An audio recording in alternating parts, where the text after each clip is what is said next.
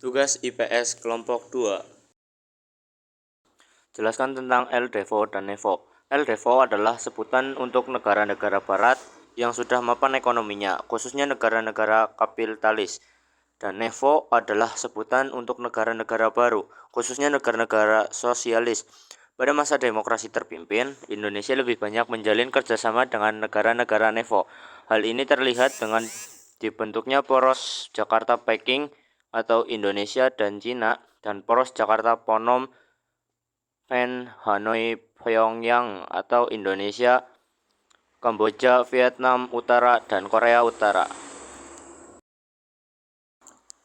Jelaskan tentang politik mercusuar. Politik mercusuar merupakan politik yang dijalankan oleh Presiden Soekarno bahwa Indonesia merupakan mercusuar yang menerangi jalan bagi NEFO di seluruh dunia.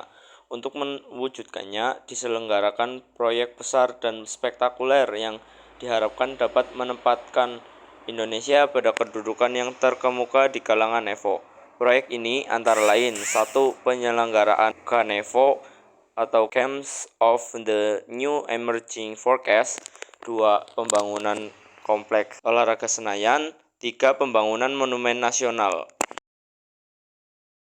Gerakan non-blok. Mengapa muncul gagasan gerakan non-blok? Karena untuk menyikapi persaingan antara blok barat yang dipimpin Amerika Serikat dan blok timur yang dipimpin Uni Soviet pada awal tahun 1960-an, persaingan kedua blok memicu terjadinya Perang Dingin atau Cold War yang dapat mengancam perdamaian dunia.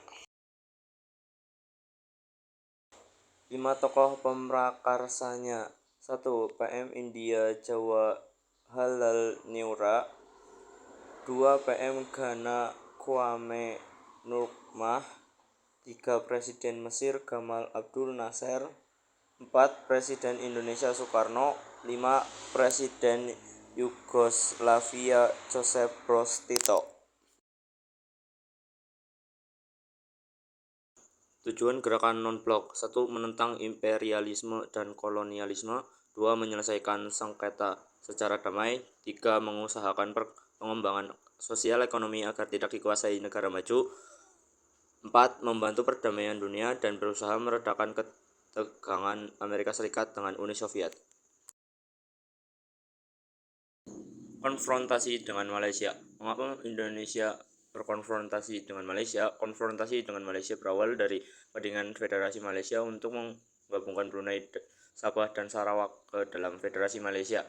Rencana ini ditentang Filipina dan Indonesia. Filipina menganggap bahwa wilayah Sabah secara historis adalah milik Kesultanan Sulu. Indonesia menganggap pembentukan Federasi Malaysia merupakan bagian dari rencana Inggris untuk mengamankan kekuasaan di Asia Tenggara, dianggap sebagai proyek neokolonialisme Inggris yang membahayakan revolusi Indonesia. Isi Dwi Komandan Rakyat. 1. Perhebat ketahanan revolusi Indonesia. 2. Bantu perjuangan revolusioner rakyat Malaya, Singapura, Sarawak, Sabah, dan Brunei untuk memerdekakan diri dan menggagalkan negara boneka Malaysia. Mengapa Indonesia keluar dari keanggotaan PBB? Karena pada saat konfrontasi Indonesia dan Malaysia sedang berlangsung, Malaysia dicalonkan sebagai anggota tidak tetap Dewan Keamanan PBB. Pencalon ini mendapat reaksi keras dari Presiden Soekarno.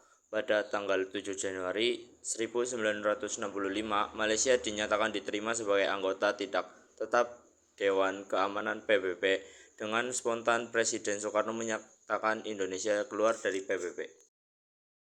Sekian presentasi kami dan terima kasih.